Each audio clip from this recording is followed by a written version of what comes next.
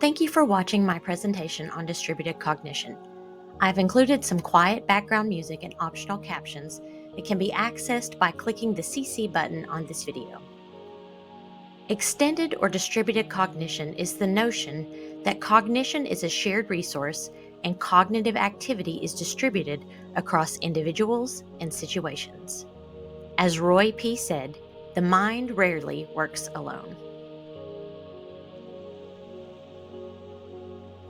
Readings for this week are the textbook, Roy P.'s Practices of Distributed Intelligence and Designs for Education. This was a landmark study for distributed cognition. Understanding Collaborative Learned Activities in an Information Ecology. I covered this in a slide. This was an important implication for instructional design.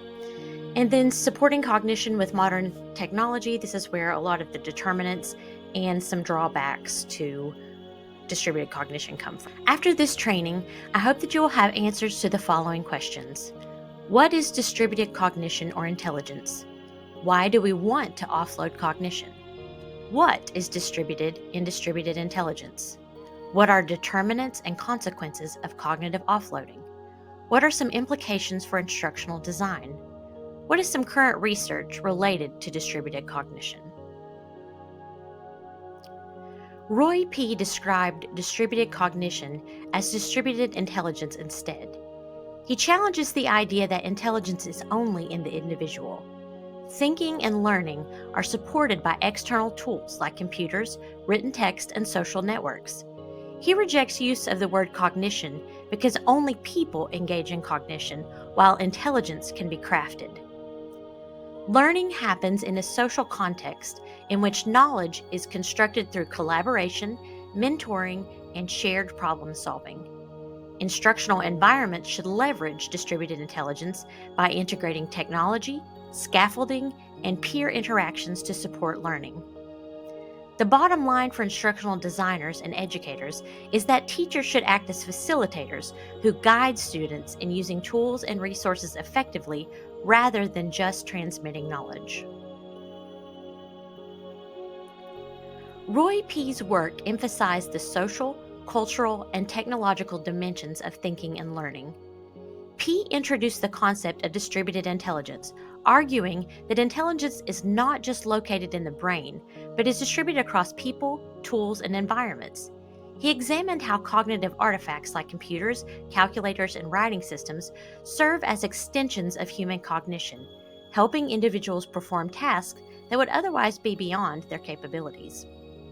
P emphasized that cognition is not an isolated process, but is socially constructed. He explored how learning occurs in collaborative settings such as classrooms, workplaces, and digital environments, where knowledge is shared, co-constructed, and mediated by interactions with others. P argued that learning and cognition should be studied in context rather than through isolated experiments. He critiqued the traditional cognitive science approach of studying thinking in a vacuum, instead advocating for examining cognition in real-world activities where tools, social interactions, and cultural norms shape how people think and learn. A pioneer in educational technology, P explored how digital tools shape thinking and learning. His work on computer-supported collaborative learning, or CSCL, and multimedia learning environments demonstrated how technology can scaffold and extend cognition in meaningful ways.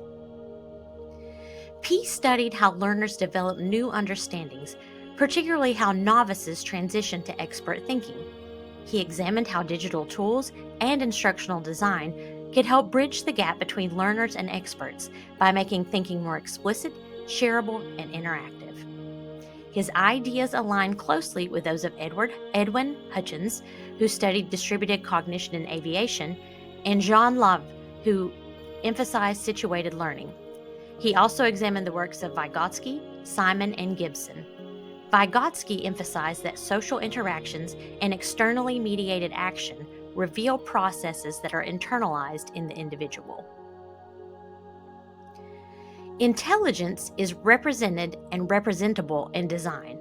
Artifacts are structures that organize and constrain activity. They can be objects like tools and representations. They can also be features in the physical environment. Humans have desires that lead them to recraft their environments to help them reason through problems, remind them to take action, and to get help from others. Basic desires that cause people to act include task desire. There's a clear goal and intention with this desire. A specific use for an object or situation is defined. An example is if someone is tired, a chair would be used for sitting. If someone was freezing and had a stove, the chair might then be burned instead. Mapping desire. How does the tool fit the task? I have a key, but I don't know which door it unlocks. To close the gap, I need to engage in reflective cognition. My desire is to use the tools I have to accomplish my task. Circumstantial desire. There are tools available and I want to use them with no specific goal. This category often relates to playtime. A rubber band becomes a musical instrument, or a group of rocks becomes a tower for a child. Habitual desire. The tool has been used so much that using it is a product of habit, and the person doesn't think about it. The knowledge is ready to hand, meaning a person doesn't have to think about how to use the object. I find myself repeatedly clicking on different phone apps, almost unconsciously, not even thinking about the phone as an extension of myself. Intelligence is often distributed by offloading elaborate and error-prone mental reasoning processes.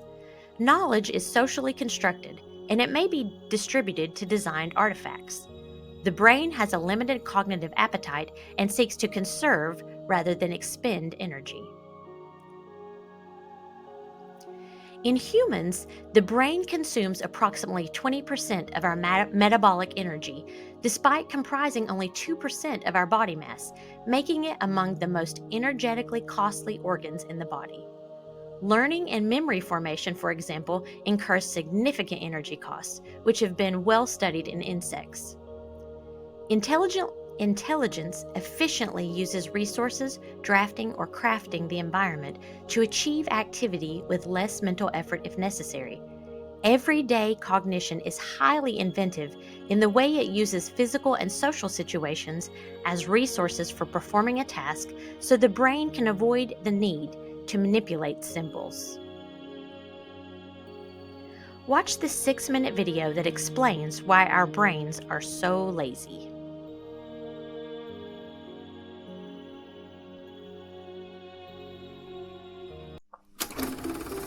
The light switch, the remote control, escalators, smart speakers. What do all of these have in common? Don't look it up, think about it for a second.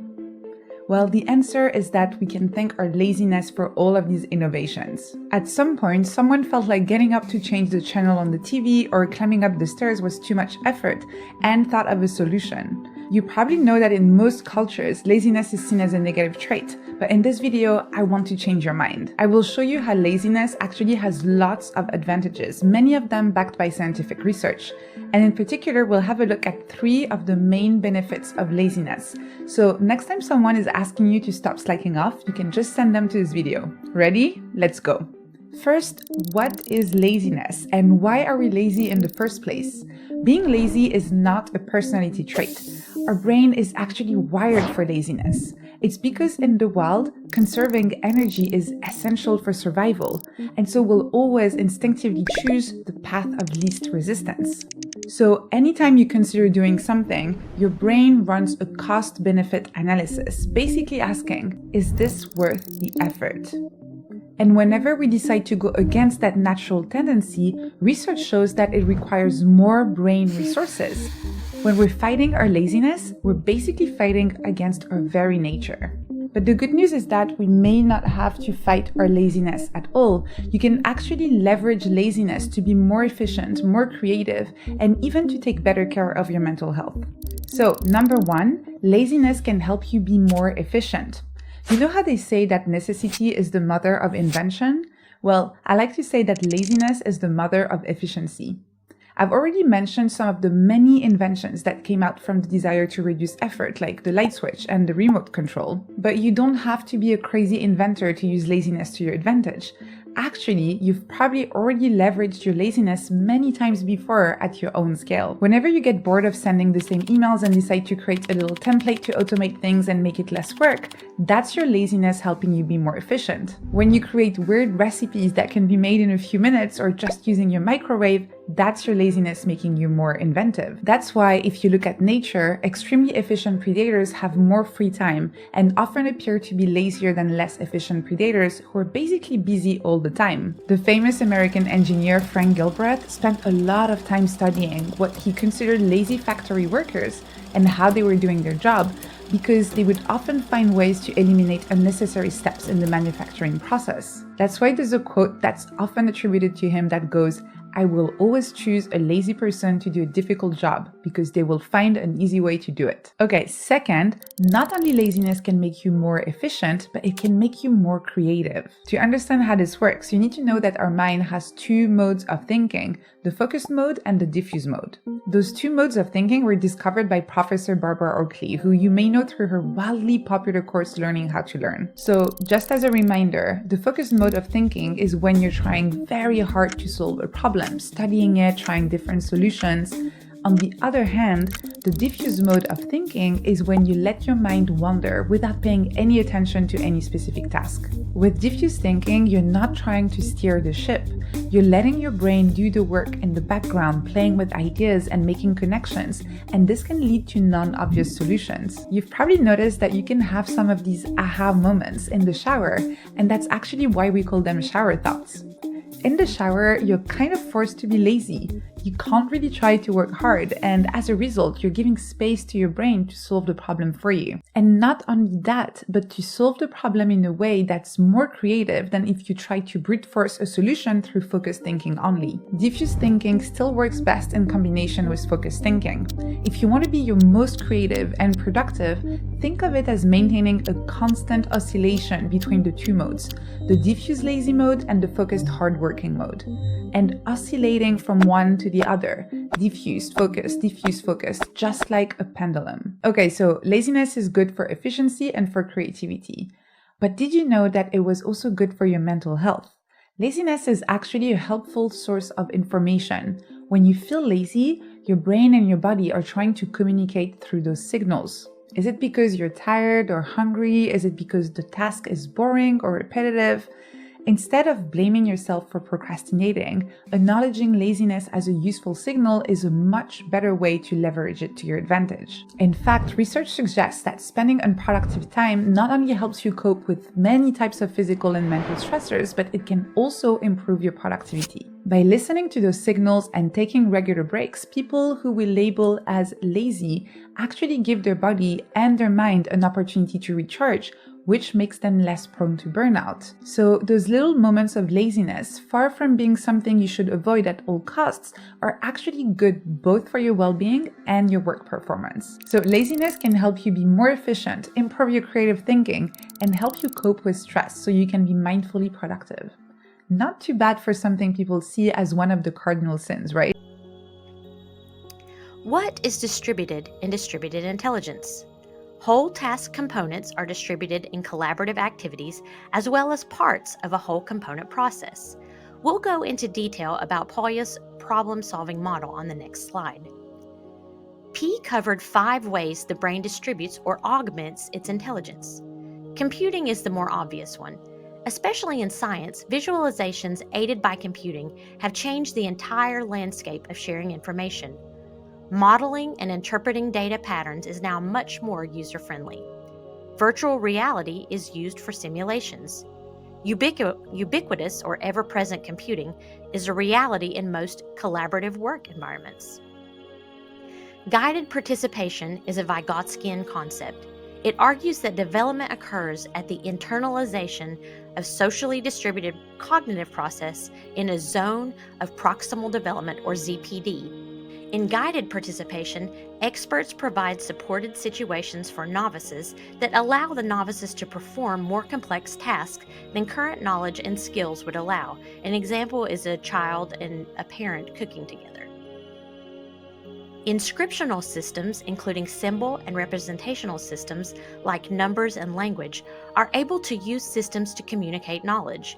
It is insider information for a particular society, whether cultural or academic. We use acronyms, we use formulas that are kind of esoteric to our own disciplines. Situated cognition is using the environment to offload some cognitive weight. Intelligence efficiently uses resources to perform a task. Grocery store labels that show cost per ounce are an example of ways that the environment can help decision-making easier. Designers of a product are invisible human interventions in cognition. Allowing students to play and learn with Lego independently is good for their learning. But the Lego designers who thought of ways to design the bricks also contribute to their learning. Similarly, system and product designers contribute to distributed intelligence. Here is Polya's 6-stage problem-solving model as imagined by P. Finding the problem, representing the problem, planning a problem solution, executing the plan, checking the solution, and reflecting to consolidate learning. These are not linear stages but are more cyclic. They are usually collaborative and they use tools. The need to recall what to do at an appropriate time or to cope with an overload of goals can be overcome by the use of artifacts. According to P, intelligence is distributed in whole processes or parts of the process. Some examples include goal cues that are distributed as part of problem finding, visualizations that are used as problem representations, algorithms that are created to repetitively calculate or measure processes, templates and standard operating procedures that are drafted to execute the plan. Technology and tools are used to avoid or check for error. Data can be used to reflect on the learning. Roy P. mentioned children's programming in the 80s and 90s as a demonstration of problem solving and distributed intelligence. In this clip from Square One TV that he mentioned in the article, intelligence is distributed to a direct calculation tape for tree measuring. According to P, the 3 phases of intelligent activity of measuring trees are distributed in the object used for measuring, the social history of practices for engaging, and the user's memory of how to use the tool. I'm Sybil Sawyer, here with forestry technician Doreen Urquhart. Doreen, we found out yesterday that some of these pine trees are going to be cut down. Now, are you responsible for the actual cutting? No, I come in here long before the lumberjacks do any cutting. My job is to count and mark the trees with this paint gun, the ones that should be cut. Can you step back, please? So besides marking the trees, you count them too? Yes, I use this gadget called a tallywhacker to keep track of the trees. And every 50th tree, I have to take a measurement to find out how much wood is in the tree. I take the height of the tree and also the diameter. The diameter, or width of a tree, is about 1/3 the way around it. Using a tape measure designed with that in mind, Doreen can read the diameter of the tree directly. The diameter of this tree is 14.5 inches. Got it.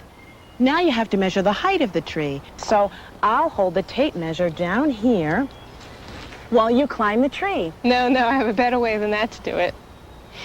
I first take a nail and put it into a tree, which is attached to a tape measure. Then I walk out 50 feet and stop. Here's a side view of what Doreen is doing. She pulled the tape straight out and tight to make a 90-degree or right angle at the tree. Doreen looks at the nail through an instrument called a hypsometer. Then she looks at the top of the tree, right below the top branches. The hypsometer tells her that this angle measures 60 degrees.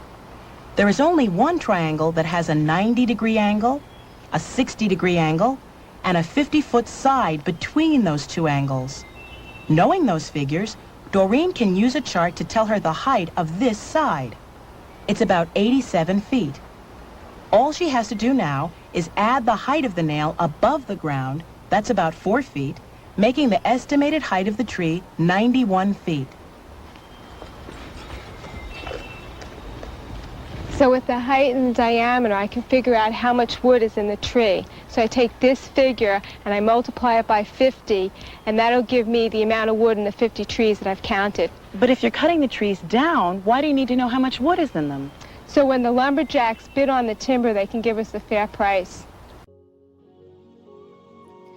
This general model of an activity system shows the interplay of considerations in a collaborative, distributed intelligence arena. More recent research than this 1987 diagram discusses using smartphones and AI to distribute intelligence. These modern technologies can be used for offloading, but Grinchkel and Neubauer note that offloading will be applied more or less depending on certain conditions. The determinants of distributed intelligence, the design of technical tools. Is the tool easy to use? The characteristics of the information.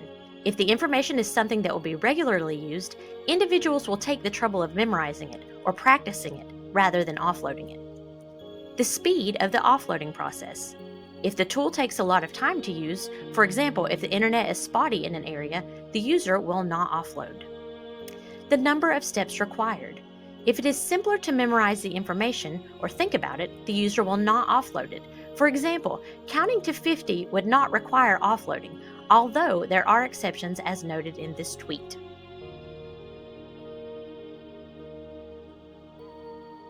Touch interaction. Users experienced less cognitive load when using a touchscreen instead of a mouse. Amount of processed information. If the amount of information is large, it is more likely to be offloaded. The internal performance of the individual. If the individual is uncertain about their own capacity to retain information, it will likely be offloaded. And then there's trust or lack of trust in technology.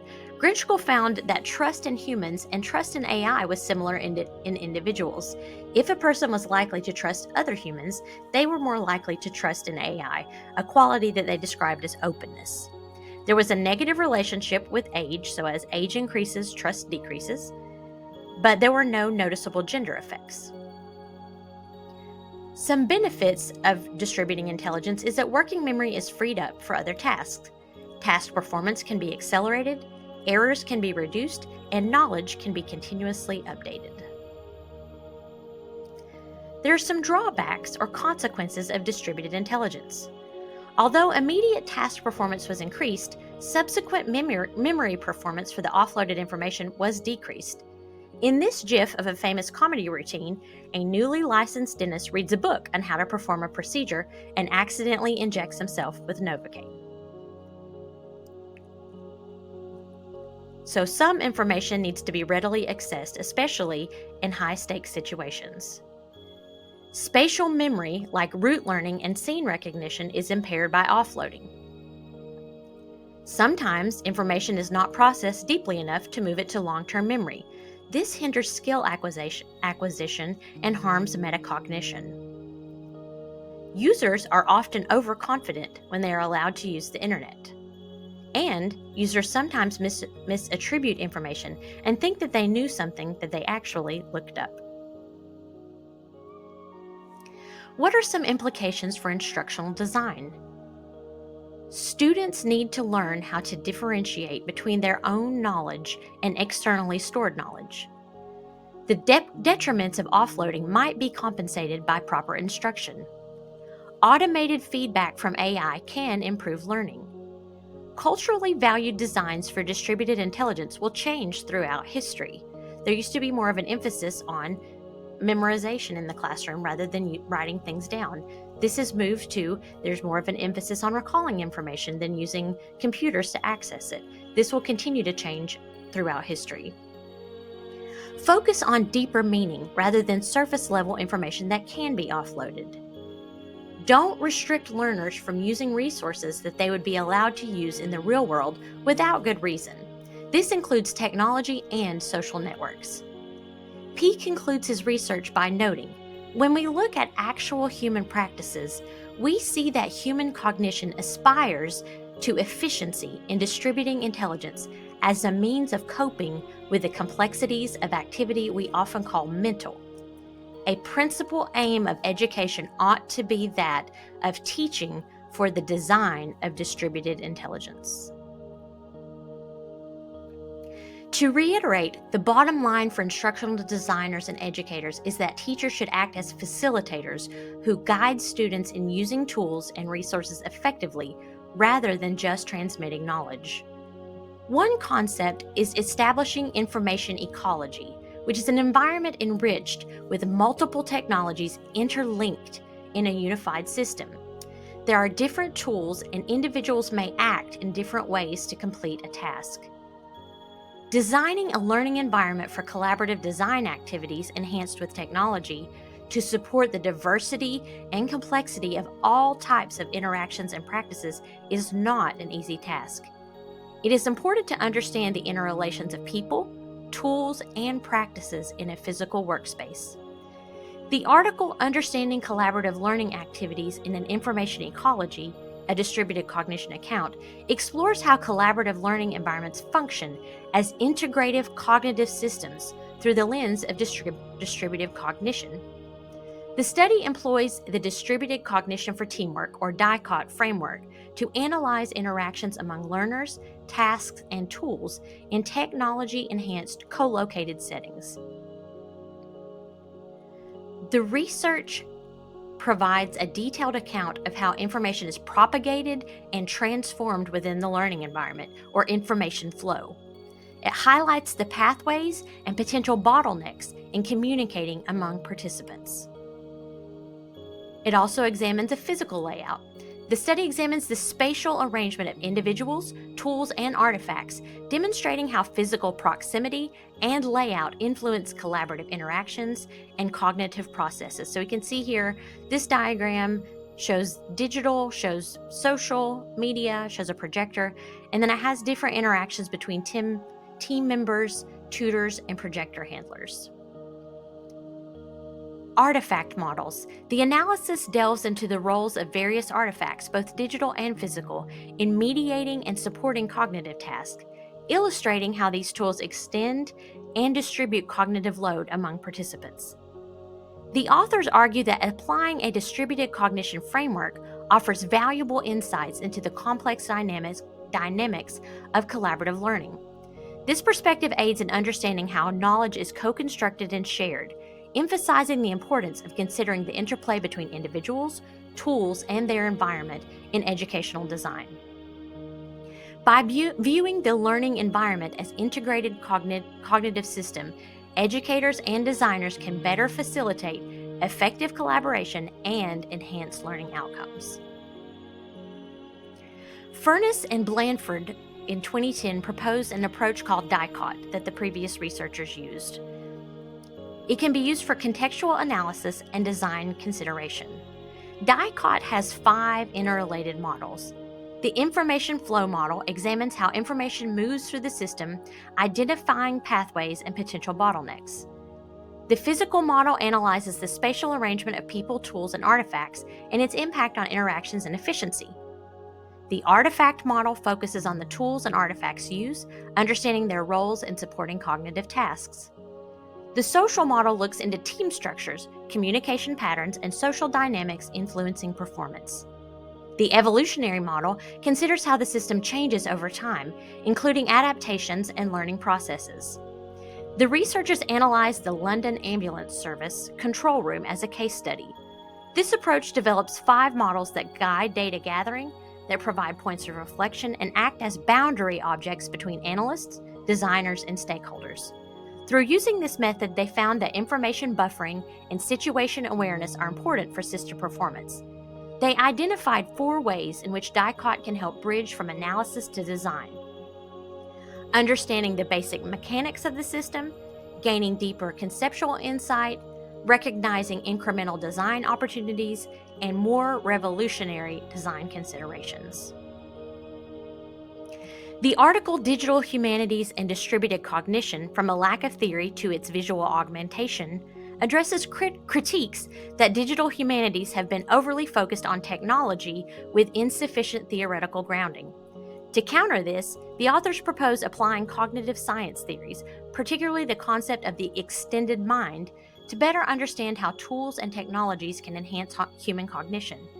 They argue that humans naturally amplify their cognitive abilities by offloading processes onto external aids, such as digital tools. By integrating these cognitive theories, the article suggests that digital humanities can develop a more robust theoretical framework, leading to more effective use of technology in research and scholarship.